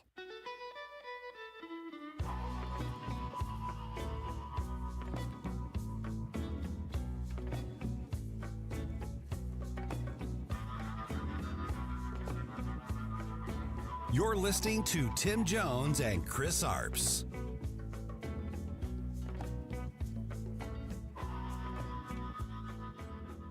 The developer pushing for a data center in Pacific asked for more time to put together a plan. Well, that announcement led to the cancellation of a planning and zoning hearing. This was some of the reaction after Beltline Energy Representative Ryan Sanders asked for more time. Until we have that funding agreement in place. Let's say withdraw. Un-American. Totally un-American. There was no public comment because there was no public hearing. Look how many people are here. And then come up there and tell us that they're not ready? I'm sorry. That's just not right. And now a man who comes alive when there's bad public policy in Missouri, Patrick Tuohey.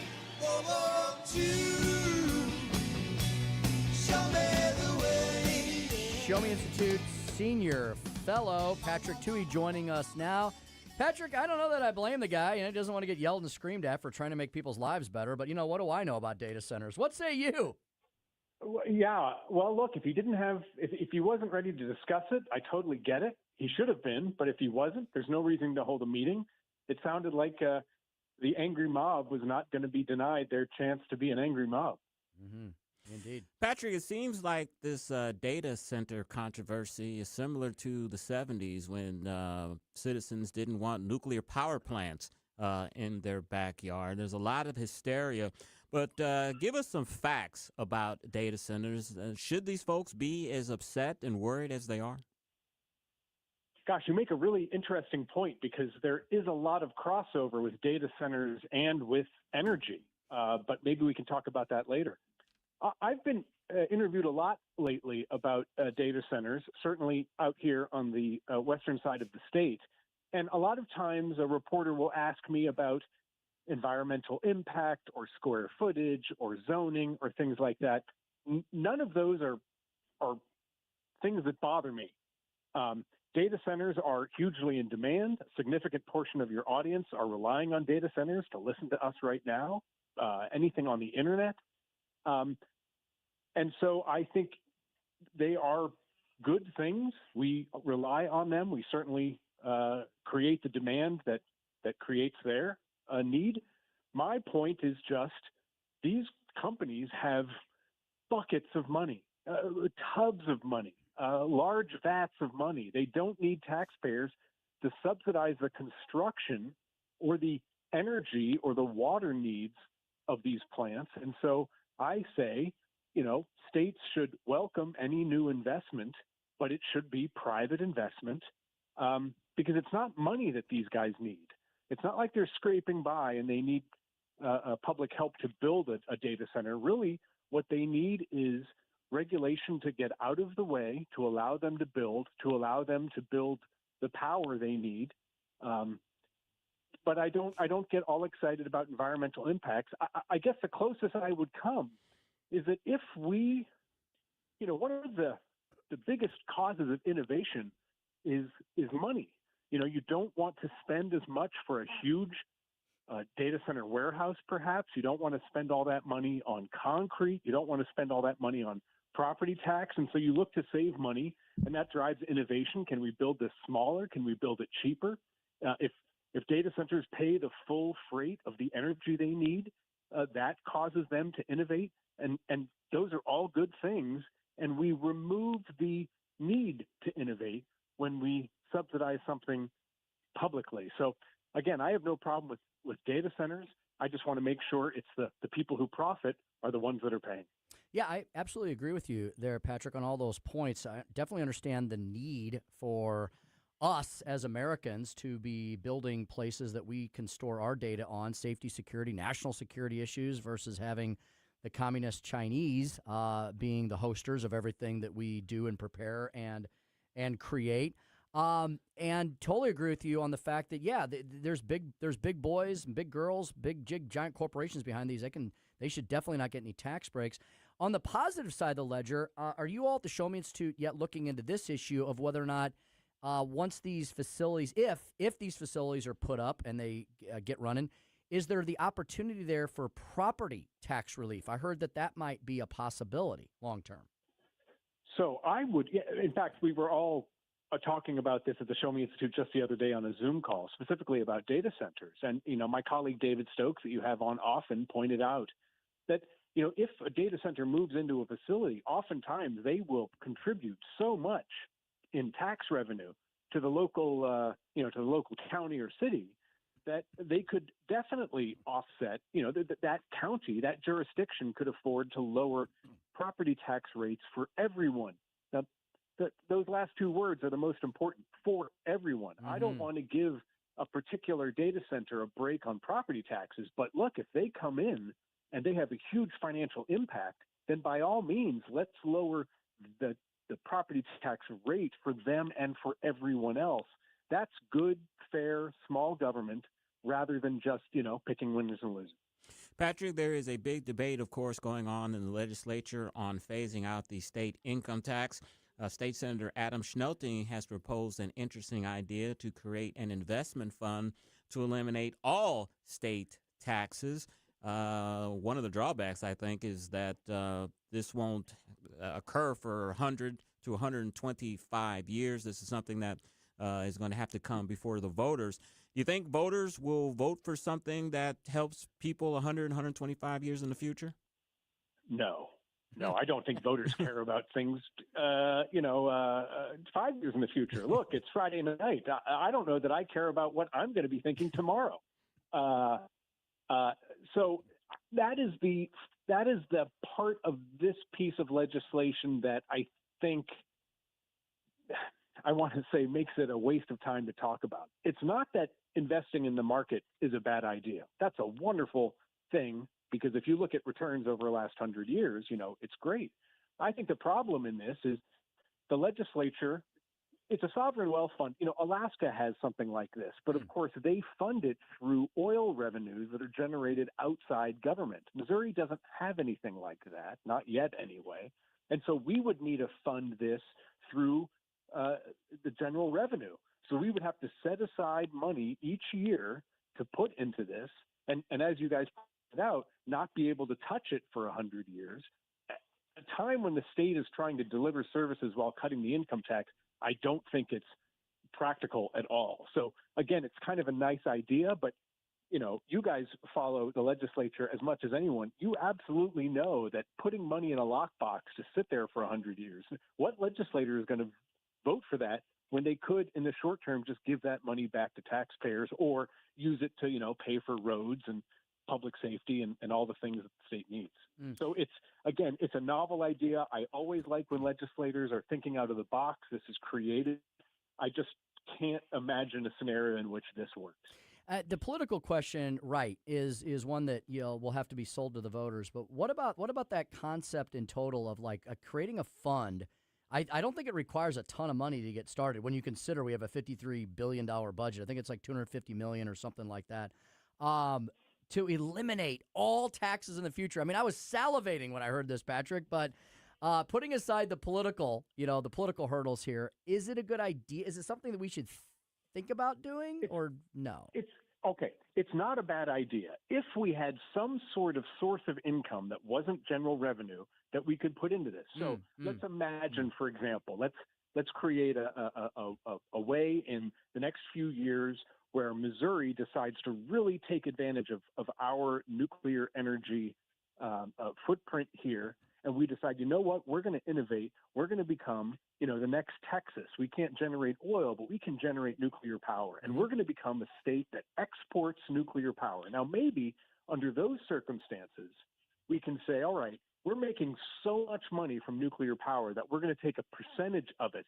and we're going to put that into the sovereign wealth fund. Well, then you've got kind of an external, money machine that's just pouring money into this. Maybe that's a way to do it. But right now in Missouri, we would have to take current revenue and put it into it. And so, again, I like the innovation. I like the idea. I like the idea of investing in the market. I just don't know that we've got the money to put aside right now. Mm-hmm. Patrick, you have a couple of interesting housing articles on showmeinstitute.org. One of them that caught my attention, you wrote about how luxury housing still helps lower income renters. Explain. Yeah, so I came across this concept a few years ago. Now, I spend a lot of my time, let's say, complaining about subsidized housing construction. Especially in Kansas City, we've spent a lot of money subsidizing luxury housing. And I'm always against that. If you want to build luxury housing, God love you, but you should pay for it yourself. But this study came out and said, rather than worry about are we building enough low-income housing or moderate-income housing or luxury housing, the study came out years ago. And again, this new study that I talk about is largely the same and says any housing is good Because if a bunch of luxury housing is built, imagine like a condo, a high-rise or something like that, the people that move into those units move out of other units elsewhere in the city, and those become more competitive. And then the people that move into that second tier move out maybe of the third tier. And so we shouldn't think about, well, what type of housing should we build? Any housing, even luxury housing, any housing we can put on the market is good, and the market itself will settle. And so, you know, I can speak for myself. The third floor apartment in a 3-building walk-up that I lived in when I was in college was an absolute dump. A dump. Constantly smelled like beer because it soaked into the hardwood floors. But it allowed me housing. I wouldn't live there now, but it was great housing for me as a college student who had no money. So when you build any kind of housing, everybody moves up. And so again, the lesson for me is let's stop worrying about what type of housing we build and just build anything. More of anything is good. Does Patrick? Do our urban and suburban areas? Do we have a housing crisis, or is that an overblown term? And what should lawmakers be considering doing to maybe help with whatever housing affordability issues we have? All right. I love that question because I think it's the exact right question to ask. In Kansas City and St. Louis, we don't necessarily have a housing problem. There's plenty of housing. We have low housing costs compared to the rest of the country. Often the problem, I'm sad to say, in Kansas City and in St. Louis is nobody wants the housing that's available, but it's there. And it's, you know, public safety, basic services, all the things we've talked about before. And you can look at the amount of housing nationwide and say, well, we've got enough housing. The problem is it isn't where people want to live. So what I would say is, you know, New York City, San Francisco, where there really are housing crunches, what the government needs to do is reduce the cost of housing by, in many cases, getting out of the way. Obviously, we want public safety protection. We want to make sure that houses meet code and stuff like that up to a point. But so many of the regulations are just, they just make a house more expensive without making it more safe. Sometimes that's by design. We can talk about that later. So I would just want localities and states to get out of the way and let the market solve their own problem. You know, one of the suburbs outside of Kansas City is a city called Lee Summit. And I was talking to a number of people there, and they were complaining about, well, there's so many apartments going up. We don't like this. And I said, look, if you live in a city that people want to move into that is building houses, like, you're lucky because a lot of people are moving out of cities. So be thankful that people want to move in. Be thankful that developers are investing. And it might not be the apartment you would want to live in, just like that college apartment I spoke about, but it's an apartment that will serve somebody's needs. You want those people in your city. You want them paying taxes. It's a good thing. So again, you can look at some cities that have a housing crisis. Kansas City and St. Louis, maybe not so much. But the answer is always the same, which is deregulate, get out of the way. If there's demand, builders will build. And if there's not demand, then nothing will change. Patrick, go ahead. Go ahead. I was just going to say, ultimately, the answer is always the same, which is the market can solve these problems if we let it. Patrick, one of the reasons why your article grabbed my attention, a lot of times when you see luxury housing going up, it's in formerly lower income neighborhoods, and you have a phenomenon called gentrification happening. You know, the yuppies move in and raise the values of the area, but the lower income people can't afford to live there anymore. Your thoughts on that regarding your article? All right. So I am second to none in hating yuppies and hipsters. So let me say that out front. But I don't know how we solve this problem, because if I'm going to go into, let's say, an urban environment, a largely black neighborhood, and I tell a black couple that wants to retire, sell their house, and move to Florida, am I going to tell them they can't sell to a 20-something white couple? Am I going to tell a 20-something white couple, you may not buy a house here because you're white? Like, that's unworkable. So again, I understand the concern about gentrification. The irony, of course, of hipsters and yuppies, or whatever we call them, is they move into these neighborhoods like Bed-Stuy or Brooklyn in New York. They move into that because of the diversity, because of the ethnic restaurants and stuff like that, and then end up pricing those people out. But that's the nature of the market we live in. And the alternative is to somehow have government dictates that say who can live in a neighborhood, and maybe it's based on your skin color. So I understand the concern about gentrification, but ultimately what we want are free people acting freely and not, we can set up social safety nets and maybe we can do some things at the margins, but ultimately we've got to allow people to realize the value of their property and sell and retire if they want to, and not get too upset about, is a couple moving in too white, because that's crazy. Indeed. Patrick Tuohey, Senior Fellow at the Show Me Institute, showmeinstitute.org. Patrick Tuohey on Twitter X. Patrick, we got to run because we got to get to that all-important Producer Joey V movie review. Absolutely, gentlemen. Take care. Have a great weekend. Thank you. Have a great weekend. When we return, the moment we've all been waiting for. Producer Joey V's movies. That's coming up next. Scream 7. Is it worth a 7th trip to the theater? We'll talk about that and more when we come back. 101.9, 94.1 News Talk STL. Dropping truth bombs and making you think. It's the Tim Jones and Chris Arps Show.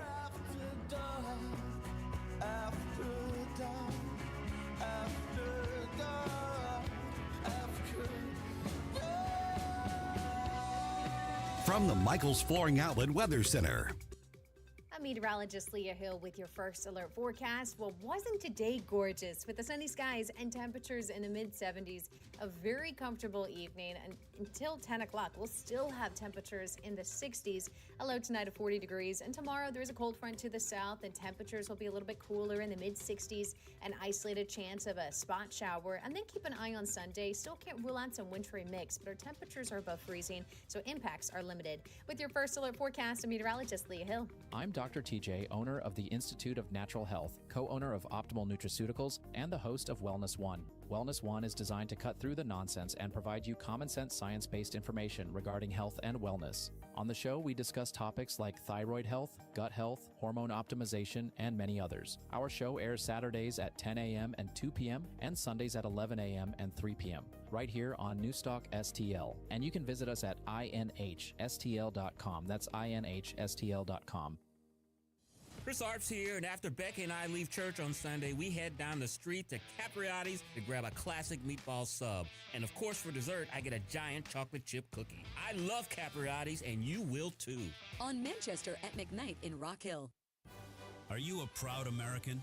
Then join us for the Lincoln Trump Dinner, March 20th at Old Hickory Golf Club in St. Peters, hosted by the St. Charles County Republican Central Committee. The evening features a VIP reception, dinner and program with live music by the Comparato Trio. Register online at stcharlesgop.com. Don't miss this celebration of America's 250th year, the Lincoln Trump Dinner. See you March 20th. Concerned about the condition of your windows driving up your energy bills? I was too. It's only called STL Windows and Doors. Their Provia windows combine old world craftsmanship the professional way, the Provia way, with over 65 years of combined experience, locally owned, offering competitive pricing and personalized service that the big box companies can't match. Call today for your free in-home estimate and start saving tomorrow. 314-277-5952 or stlwindowsanddoors.com.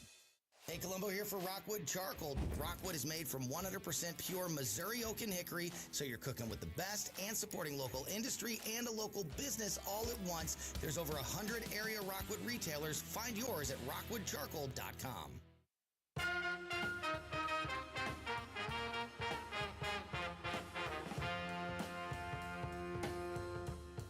You're listening to Tim Jones and Chris Arps.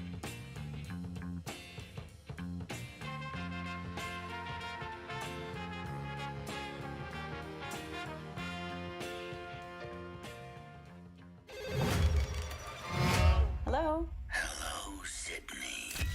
Did you miss me? Nice little town you found. You and your pretty daughter. Reminds me of where we grew up. Well, you sure know a lot about me for another asshole hiding behind a voice changer. Oh, I'm not hiding, Sydney. is my daughter! This is gonna be fun. Ooh, I'm getting goosebumps hearing that trailer. Well, it's Friday, and it's time to get your weekend started with another movie review by Joey V. This time, it's Scream 7.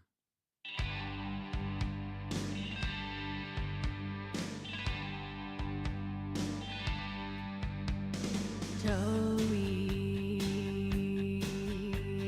baby, what movie are you playing? Brought to you by Harry J's Steakhouse in Moscow Mills. Today we're talking Scream 7. And here's the plot. This is the 7th Scream movie. And that's it. I've seen none of That's them. all you need to know. I'm not going to make any friends with this review. Uh-oh. And I'm fine with that. I don't care. Yeah. But I'm not a fan of the Scream movies really at all. And people who are fans of it, they're weird people. They are obsessed with these movies. It becomes their personality.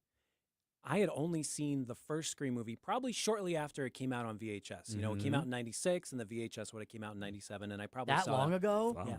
It's been forever, right? And I haven't seen any of the other movies. So I went knowing that this review was coming up, and I watched all 6 of them Oh, wow. You really tortured close yourself. together over the past few months. And that's how I know that I'm not a big fan of these movies. There's certain things that you have to buy into with these movies, and I just can't get my head to wrap around it. The voice changer thing. All of these movies have different killers, but they all have the same voice, and they all use this voice changer that they hold up in front of their mouth. And I just don't get how you, Chris, standing 3 feet away from me, holding up a little box in front of you, I wouldn't hear some weird double echo thing going on. And then in Scream 3, it's even weirder because the voice changer can replicate anybody's voice. So you have to suspend some disbelief for that technology. And then just, they're pretty tame. I'm a big horror fan, and the kills just aren't that gory. I mean, some of them, it's almost like they shove a knife in between someone's armpit real quick and then make a noise, and you see no blood really until they're laying on the ground. So if they could be gorier, maybe I would like them. And then the killer reveals, they're always so convoluted. Whoever it is, you never go, oh my gosh, how exciting. It's always, I had no idea because you just kind of pulled that out of your butt. But the thing that everyone loves most about these Scream movies that sets them apart is the meta stuff. The fact that they're commenting on the horror genre as a whole at the same time. If you've seen a trailer for any of these, you know that there's usually someone saying the rules of horror films, like don't say I'll be back and leave a room, or don't have sex, things like that. Black people always get killed Don't be first. a black person. That was heavily featured in Scream 2 with Jada Pinkett Smith. She got killed pretty quick in that one. But the thing that I horrible. hate with the meta jokes is that Wes Craven directed the first 4 movies, and they keep talking about Wes Craven movies all the time. The dude is on the other side of the camera. He's in the room, but these characters are having conversations about Freddy. In the first Scream, he literally dresses up as Freddy Krueger and plays a janitor mopping the floors, and I think that just pulls me out of the movie. A lot of people love that. To me, it's like if you, Chris, were watching The Godfather Part 3, and Michael Corleone just said, Mario Puzo, he's a great writer. I got you. While he's standing in line at Captain EO with Right. Michael Jackson, because Coppola directed the Captain I EO remember right. that. So those things pull me out, but, just basic plot, science, and armor, that stuff annoys me too, where people get stabbed 10 times, but then they come back later just because the movie needs them in the next movie. I can't stand that. But, with this new one, I found myself really liking it. It didn't make any of those mistakes. It didn't pull me out of the movie. It was much darker. It was gory as all heck. I mean, there was one scene that's one of the most creative kills I've ever seen in a horror film. You want to know what it is? I can tell you if you want. No, don't give it away. You want to share it? You go ahead. Go for it. This guy gets impaled on a beer tap. So it's Ooh. through his skull, Oh. and then when his head leans back, beer starts shooting out of his mouth. That is creative. Like he's the beer tap now. And it made me laugh so much. It was so funny. Now, what also brings me back to these movies, even though I don't love them, there's real life stuff that gets thrown in. Courtney Cox and David Arquette, they get married in real life, they get married in the movies, and then they get divorced in real life, and they get divorced in the movies. Oh, that's funny.